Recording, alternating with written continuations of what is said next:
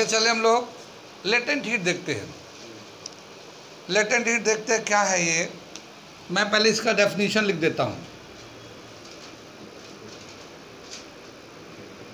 इसका डेफिनेशन लिखता हूँ, फिर इसके बाद समझाऊंगा। द टेम्परेचर, नहीं क्या लिखेंगे, the amount of heat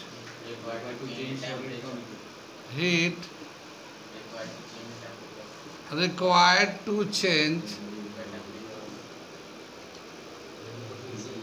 from one state to another state, from one state to another state at a constant temperature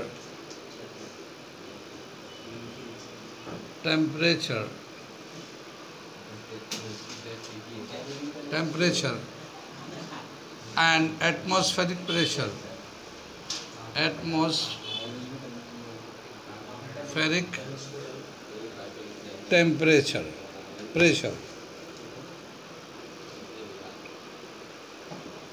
is called latent heat.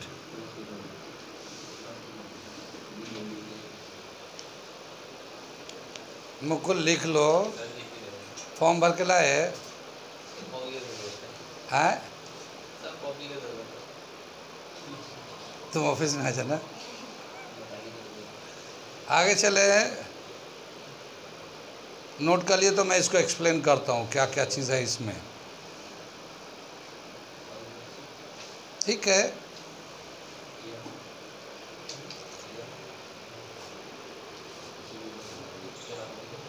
the amount of heat required to change from one state to another state at constant temperature and atmospheric pressure is called latent heat. Latent का मतलब होता है hidden, छुपा हुआ। latent का मतलब होता है छुपा हुआ एनर्जी, छुपा हुआ हीट। कितनी बात समझ में? जैसे मैं एक एग्जांपल लेता हूँ, ये देख लीजिए, ये हमने ले लिया, एक सॉलिड स्टेट में है आइस, पानी है और बर्फ़ है ये, और ये 1 kg का है आइस। आइस तो देखा होगा, गर्मियों में जब होते हैं तो रोजे वजे होते हैं ना, तो आइस खरीद के लाते हैं, फिर पानी में डाल के पानी को ठंडा करते हैं, फिर इफ्तार में पीते हैं। कितनी बात में है? 1 kg का आइस का है, और ये इसका मेल्टिंग पॉइंट कितना होगा? ये सॉलिड स्टेट में है, तो जब ये सॉलिड स्टेट में है तो ज़ाहिर है जब हीट देंगे तो लिक्विड में चेंज होगा, ठीक है ना, लिक्विड में चेंज होगा। तो ये एक टेम्परेचर है जिस पे ये लिक्विड में चेंज होना शुरू करेगा। वो कौन सा टेम्परेचर है?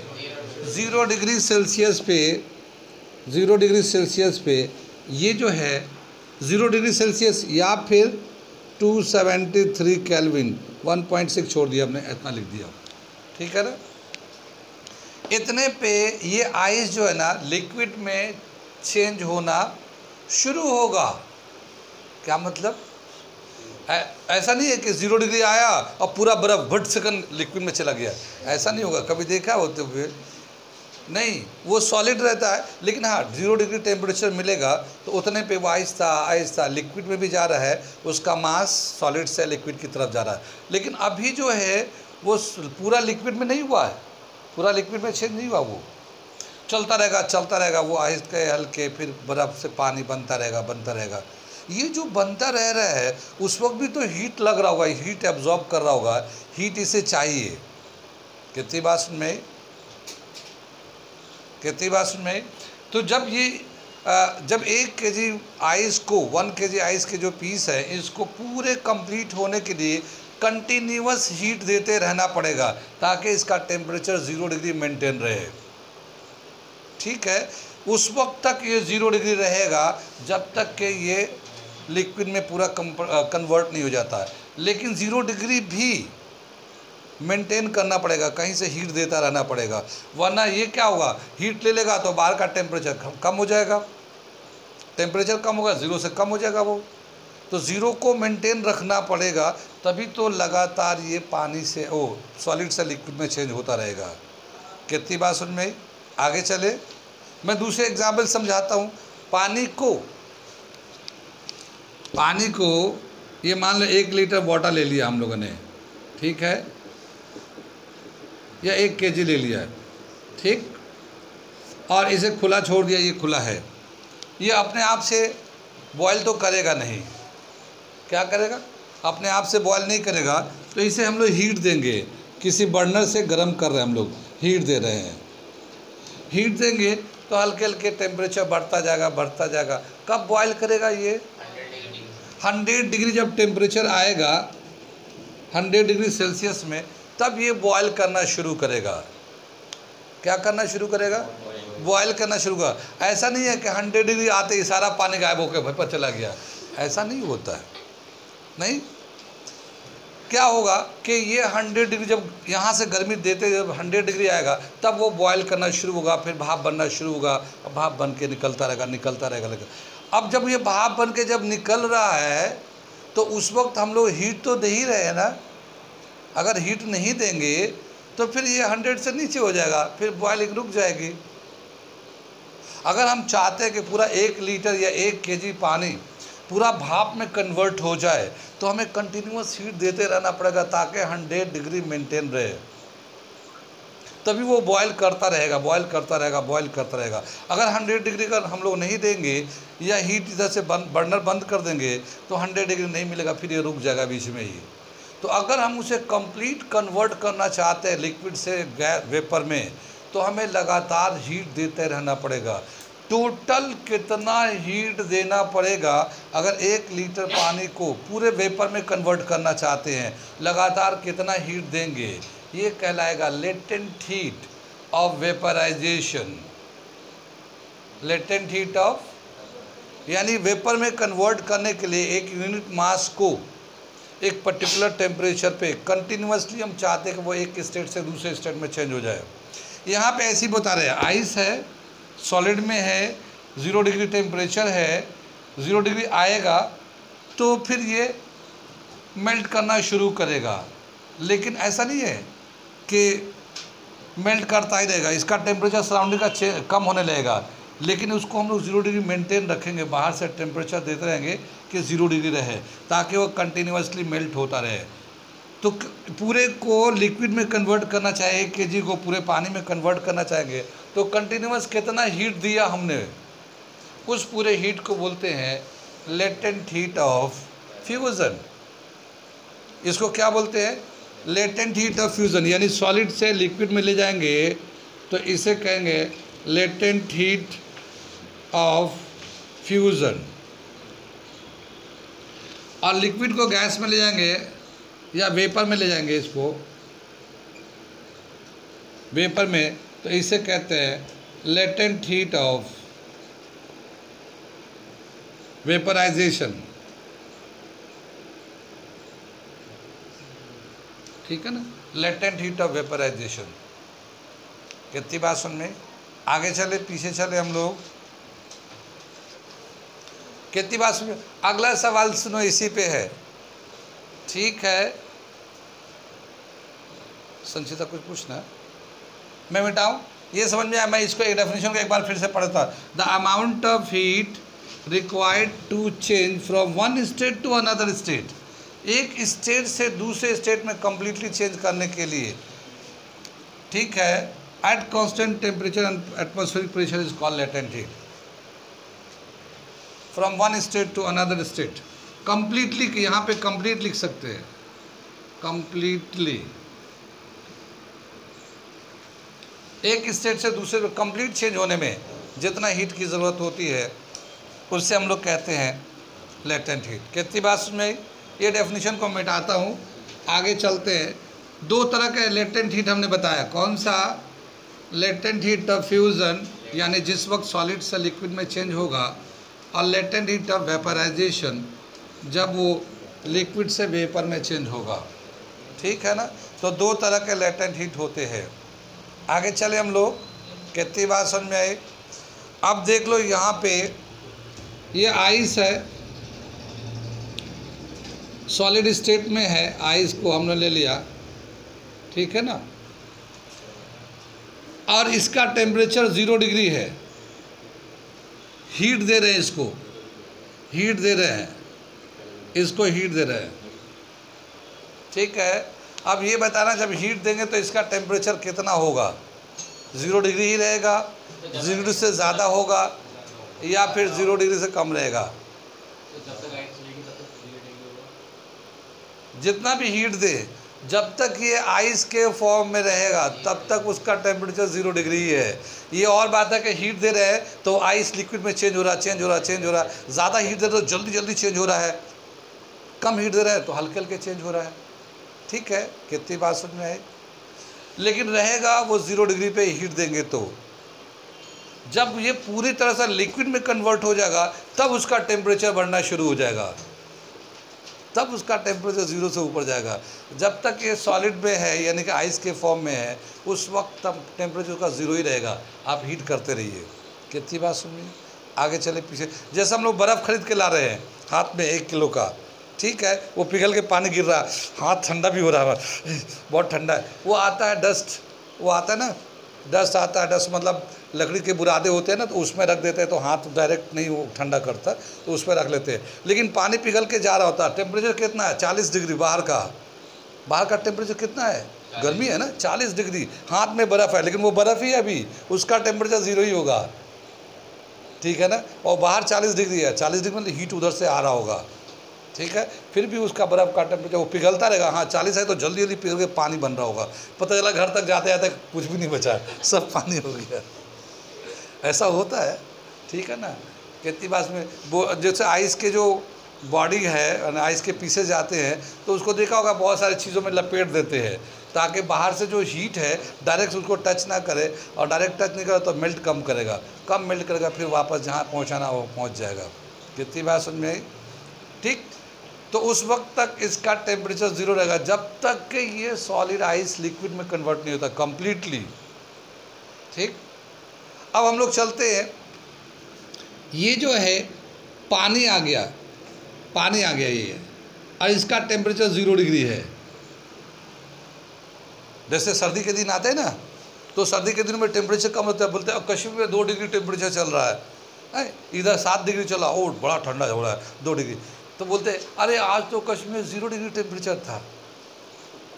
तो जब 0 डिग्री होता है तब भी पानी दिखता है हमें, तो 0 डिग्री तो आइस हो जाना चाहिए था, अभी भी पानी है। क्यों? क्योंकि उसके अंदर अभी एनर्जी बहुत है। आइस होने के लिए वो जो लेटेंट हीट है उसे पहले बाहर निकलना पड़ेगा।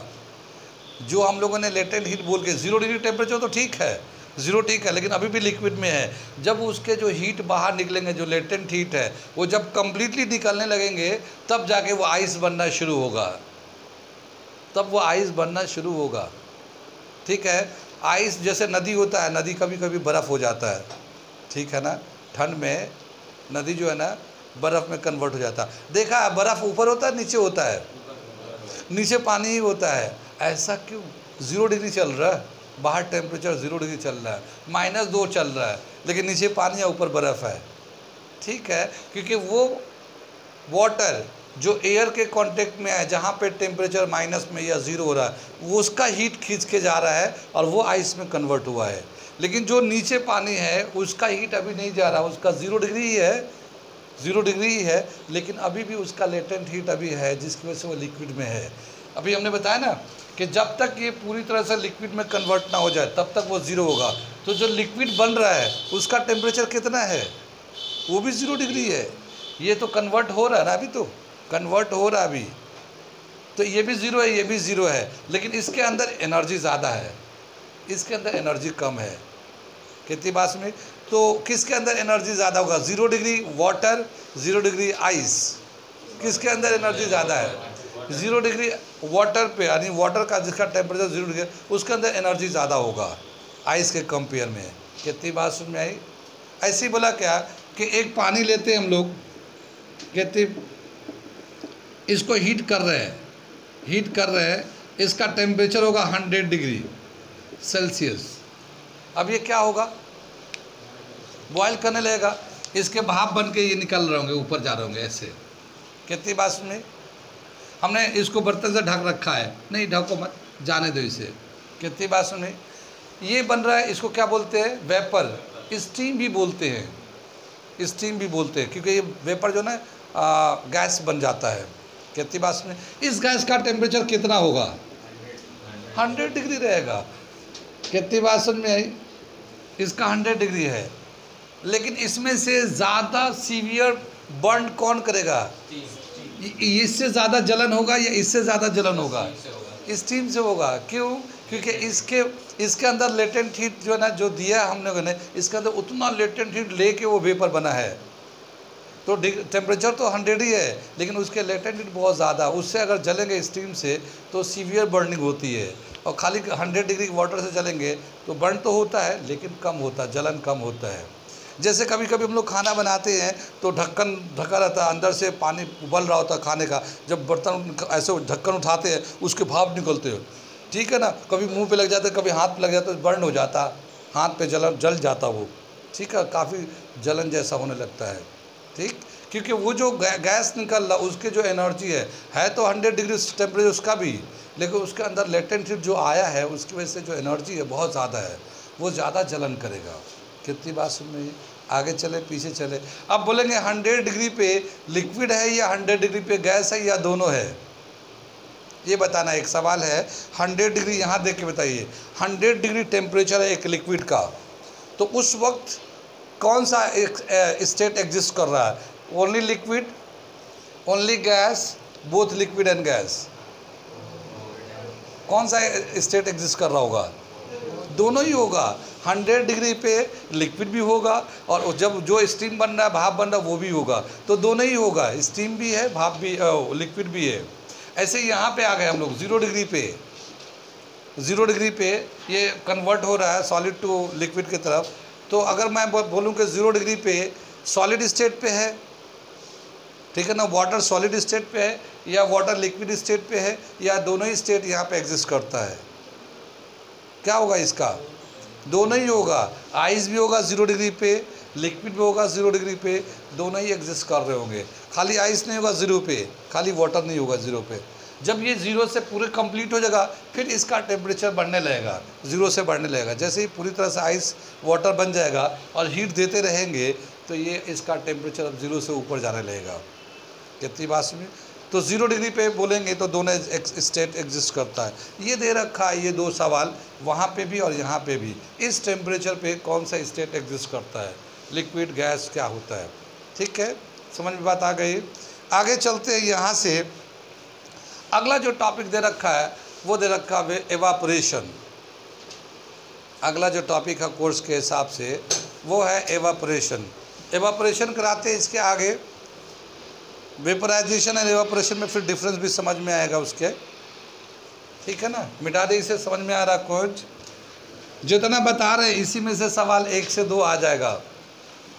सभी चैप्टर से 1-1, 2-2 सवाल आते हैं, चाहे वो फिज़िक्स हो, चाहे वो केमिस्ट्री हो, चाहे वो बायोलॉजी हो। तो जैसे ये चैप्टर पढ़ रहे हैं तो एक सवाल तो मिनिमम मान के चलो पूरे इसको जितना हम लोग 2 दिन में पढ़े हैं। ये पहले तो यहाँ पे है अगला टॉपिक, उसको इनमें से एक सवाल तो मान के चलो कुछ ना कुछ आ ही जाएगा। और जितना मैं बोल गया हवाओं में चला गया, कुछ लिख गया, कुछ बोल गए, इन्हीं से मिला के आ जाएगा एक सवाल। समझ में आया कुछ? आगे चलते हैं। एवापोरेशन जानते हैं?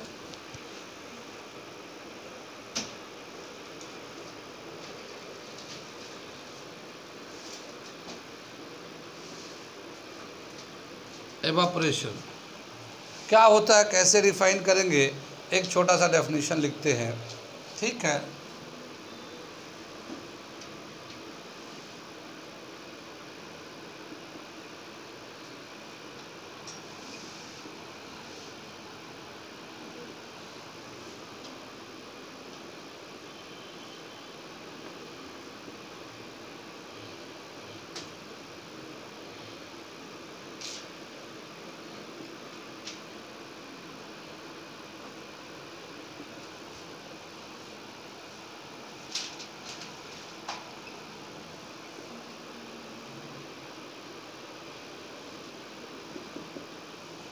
ठीक है। Converting of liquid into gas at any temperature is called evaporation. कल हम लोग बता रहे थे, बताना डिफरेंस वेपराइजेशन एंड एवापोरेशन में क्या डिफरेंस है। क्या डिफरेंस है? सर इवेपोरेशन में sir upper layer sir convert होता है और वेपराइजेशन में सर पूरा कन्वर्ट होता है। ठीक है, दो बहुत कॉमन डिफरेंस है एवापोरेशन में एंड वेपराइजेशन में।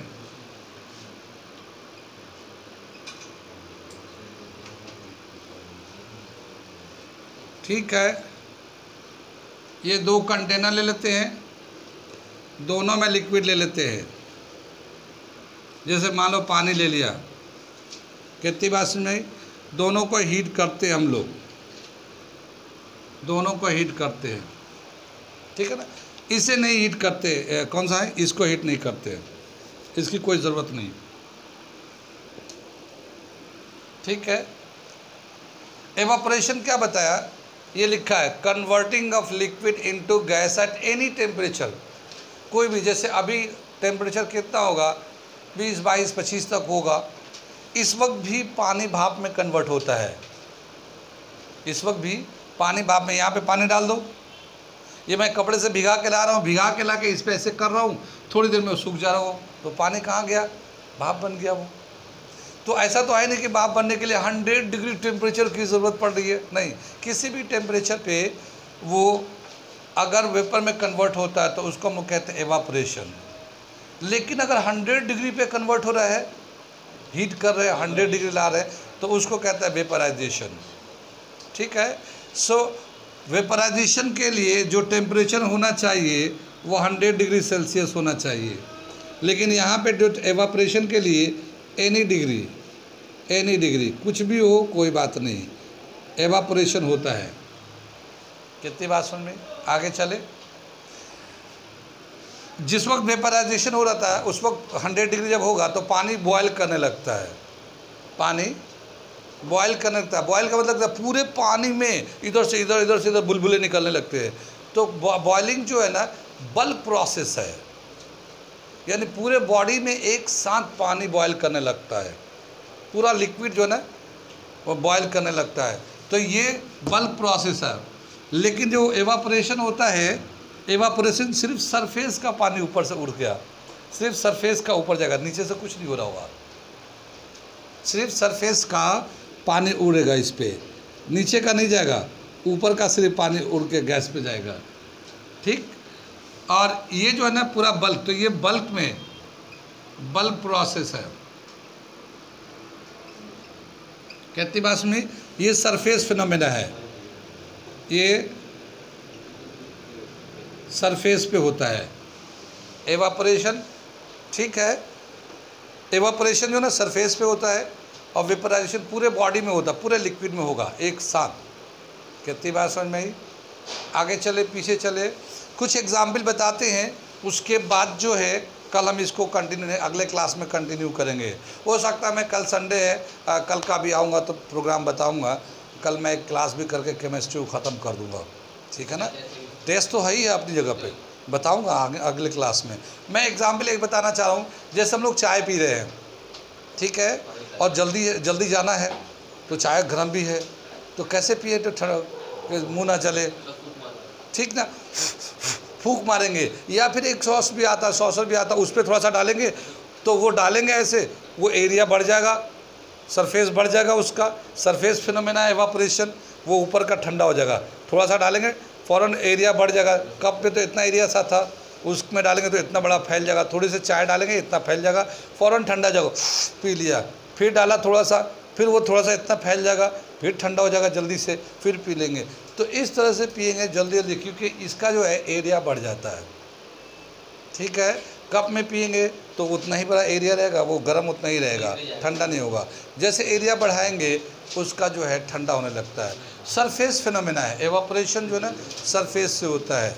कितनी बात में बल्क होता है वेपराइजेशन। इसमें बहुत सारे अभी फैक्टर्स है, वो अभी हम बताएंगे। अगला क्लास आपका इंडो इस्लामिक कल्चर का है, वो देखिए। फिर मैं आऊँगा तो फिर बताऊँगा।